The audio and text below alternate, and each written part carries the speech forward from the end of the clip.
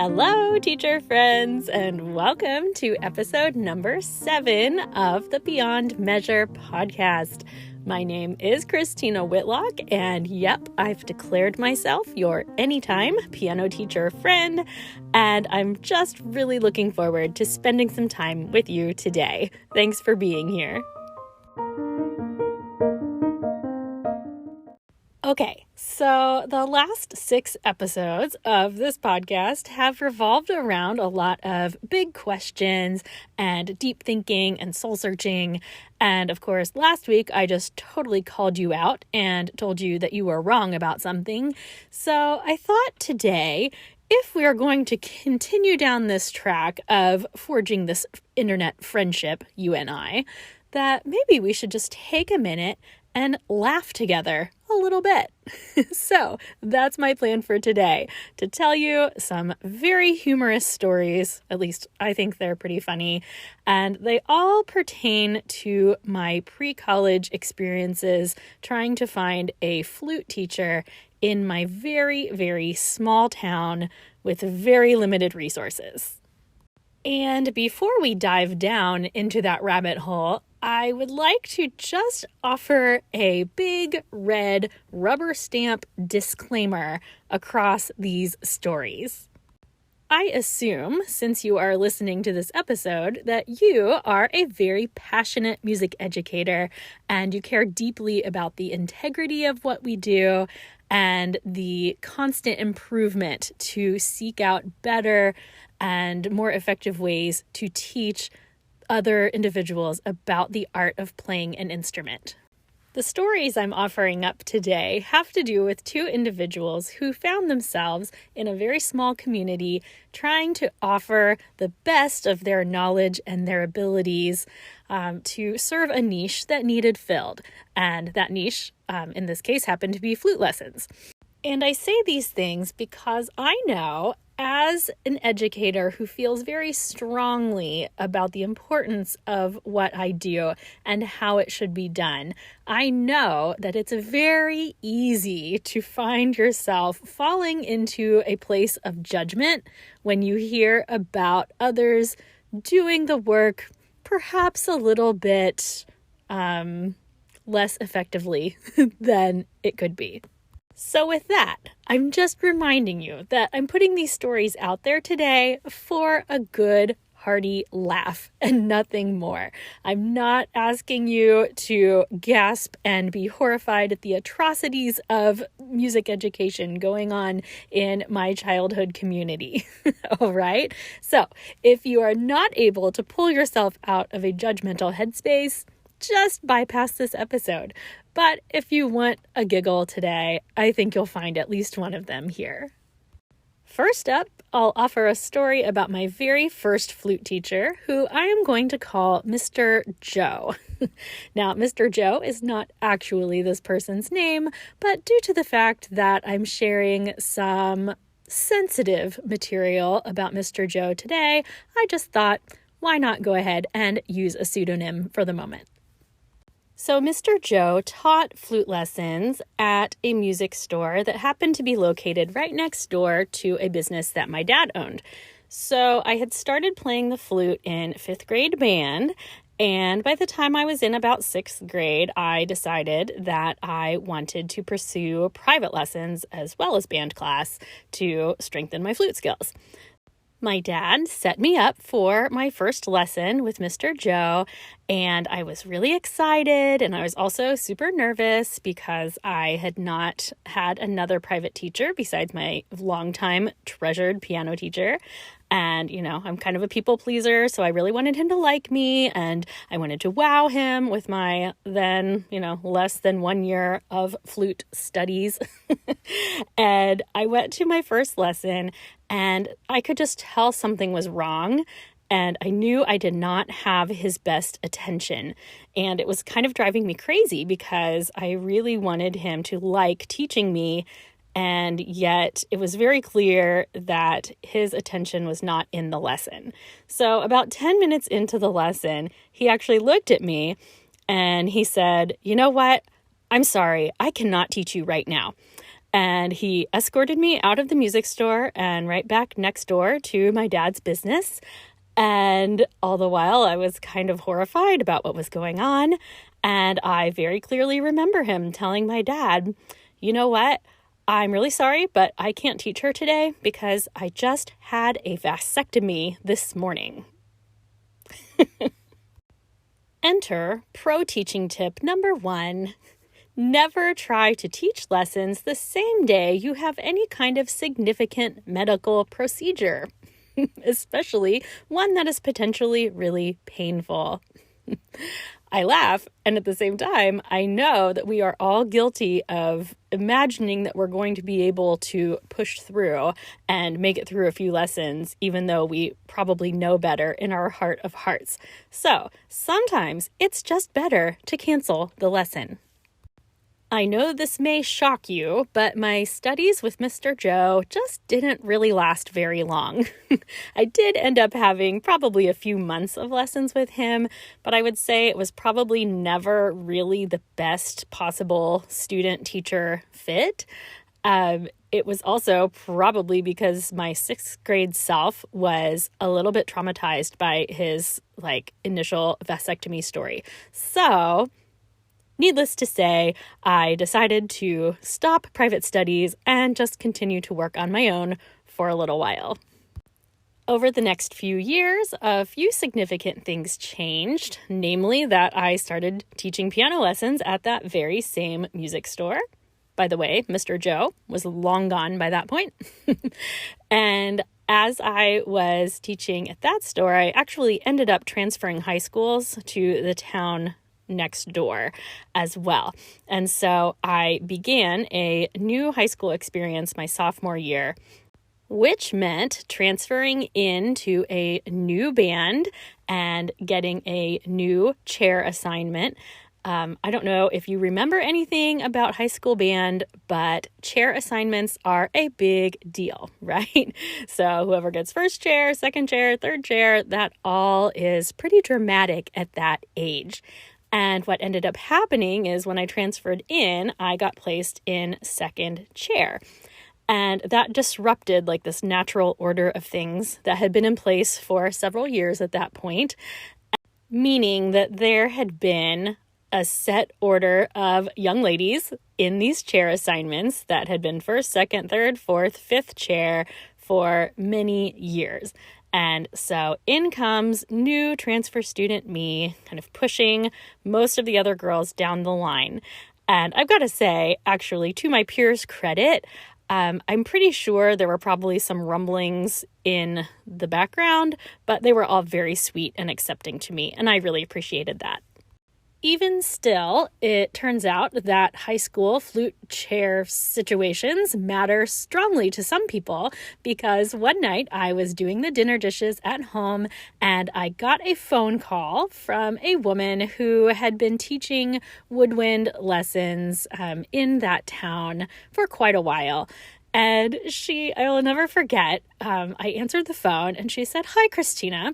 I heard that you got second chair in the high school band. That is really something." And she went on to tell me that I needed to come study with her because 4 or 5 of the other girls that played flute in the band studied with her. And therefore, it only made sense for me to go study with her, right? Can we just pause for a moment and talk about the fact that she basically just cold called me and told me that I should study with her? There really was no asking. It was, "Hey, you're second chair in this band now. You better come study with me." And while I do know there are some teachers out there who do cold calls, and if that works for you, that is amazing. Go teachers, go. I'm just here to tell you that just is way outside my comfort zone, and it just makes me laugh to even think about doing that. Nonetheless, it worked because I agreed and I set up my initial lesson with the teacher I'm going to refer to as Mrs. Roberts. Just prior to starting lessons with Mrs. Roberts, I had been gifted a very old but very sturdy professional model flute. And this was the first professional model I had played, and I was struggling with the tone that I was getting from it. It wasn't really what I wanted. And I thought I would take it to my first lesson with Mrs. Roberts, and I would have her check it out and just make sure that the issue was not the flute, or at least that we could decide if the problem was me or the flute. So I sit down for my first lesson with Mrs. Roberts, and I explain the situation with my flute, and I started to hand it over to her and ask her to try it. And I will never forget, as long as I live, the look on her face, and she looked me right in the eyes and she said, "Well, Christina, I don't actually play the flute." I had no idea what to say to that. I had never imagined that this woman that called and told me that I should come take flute lessons with her and that taught all these other peers of mine didn't actually play the instrument she was teaching me. But Mrs. Roberts went on to own her situation, and she basically explained that she helped woodwind students interpret their music and work on dynamics and articulation and rhythm and, historical qualities and that kind of thing. Huge red flag, right? I would never support a teacher doing that this day and age in my current situation. But again, she was a well-intentioned woman. She really was. So try not to come after her just yet. But that was funny, right? Maybe it's even funnier or something that I did actually keep studying with Mrs. Roberts. So I was with her for, I don't know, maybe a year and a half. That might be overstating the matter. But anyway, we had a decent relationship. In all honesty, I probably liked studying with her because I was absolutely the apple of her eye. She thought I could do no wrong. And maybe in hindsight, she just didn't know what I was doing wrong. But either way, she made me feel like $1,000,000. In my years getting to know Mrs. Roberts, I came to realize that she had a very specific approach to repertoire. She had a couple of studies that she would have her students work on, but basically her students would play a Handel sonata or two, and then play a Bach sonata or two. Then they would play the Telemann A minor suite, a movement or two from that work. And lastly, their senior year, she would always have them end with Moquet's La Flûte de Pan. So sorry for my French. Please excuse that. But anyway, that was her plan. In the course of our studies together, Mrs. Roberts made it very well known that she really appreciated the way that I played the slower Baroque sonata movements, because I think I was her only student that actually enjoyed the slow movements and liked working on my tone production and breath support and all those things. I was not constantly worried about super quick fingers, and she liked that about me. And she always told me that she wished her other students would be on the same wavelength as I was when it came to those movements. In fact, she often employed this little plan where her students were welcome to come in her back door at the time of their lesson. So she didn't answer her door. It was just always unlocked, and we would wander on in at the time of our lesson.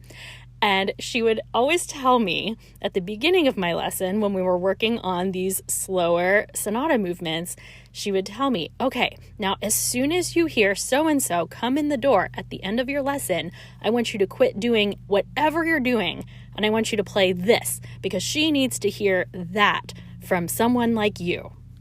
And sure enough, at the end of my lesson, regardless of what we were in the middle of, as soon as we would hear that back door close, she would frantically grab my slow movement from my Baroque sonata and stick it in front of me and point to me furiously, which was my cue to get on it and start playing some beautiful, slow Baroque movements.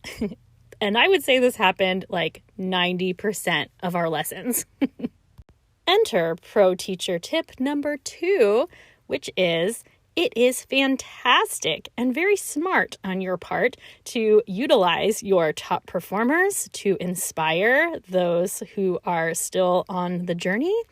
But perhaps you might not always let them in on the secret or do it in a way that is quite so obviously contrived. Oh, and perhaps, maybe, as a teacher, you should probably be familiar with more than 6 pieces of repertoire. Just maybe. Oh, Mrs. Roberts, I actually have all kinds of nuggets of wisdom from her. And truthfully, she did do what she told me in that first lesson she was going to do.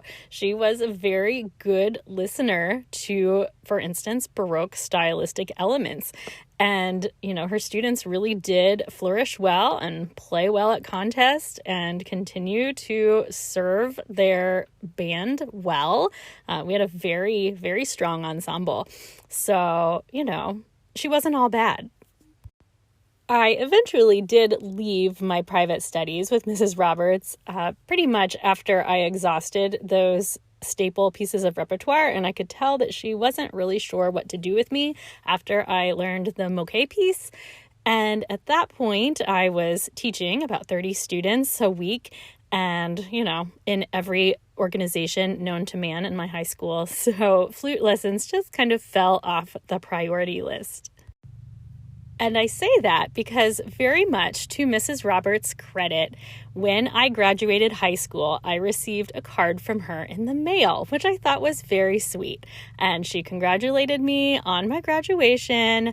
And she also included a note that said, "By the way, I'm not including any money because I had 10 students graduate this year." And that was just such classic Mrs. Roberts right there.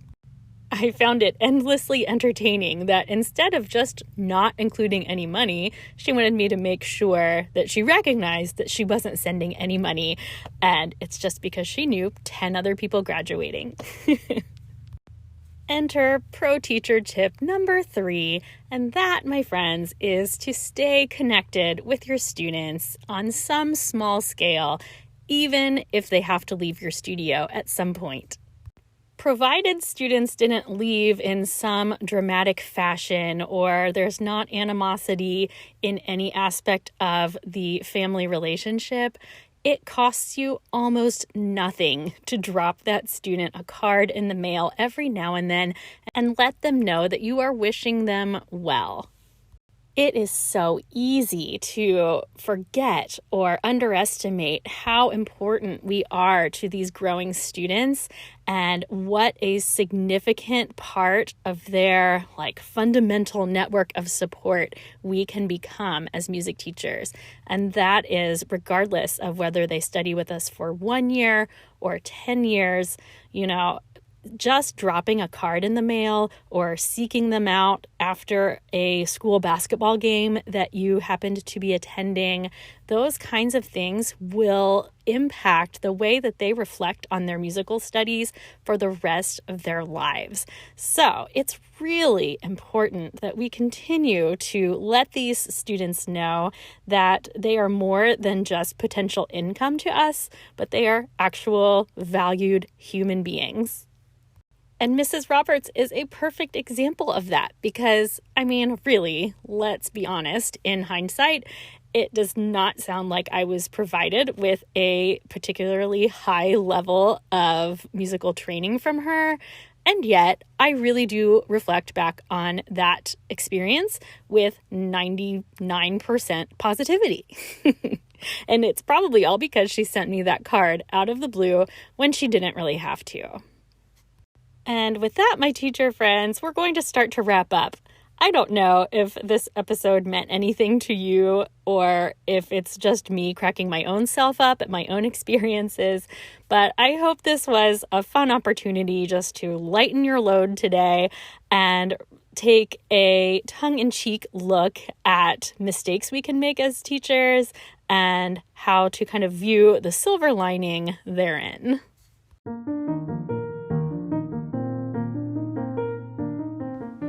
And as always, I offer a toast to you. Music teacher friends of the world, today I raise my glass to honor you, as well as those teachers who helped you get to where you are today.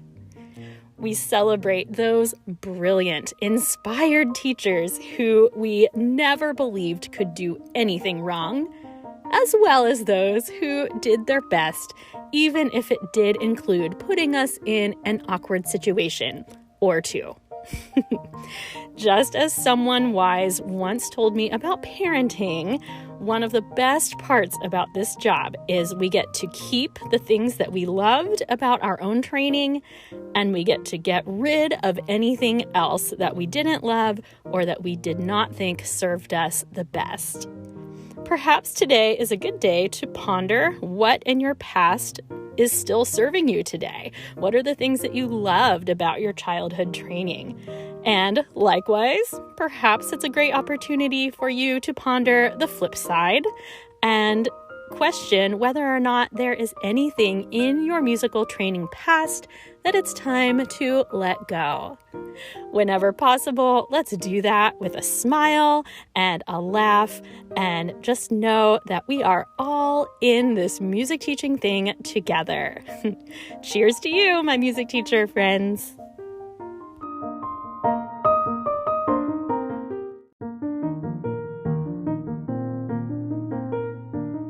And just like that, episode number 7 is a wrap. Thank you so much for continuing to support this podcast. I am just so happy that it appears to be resonating with you. You can find me on social media, on Facebook and on Instagram at Beyond Measure Podcast. And as always, I would be so happy today if you wanted to do a good deed and go write me a positive review on Apple Podcasts. That just helps make sure more of the world can try to find this podcast. Feel free to share this episode with anyone you think would find it entertaining. I really hope I brought a smile to your face today, and I wish you well as we gear up for the holiday season. So, without any further ado, I will just wish you a great day, and we'll see you soon. Thanks so much, teacher friends.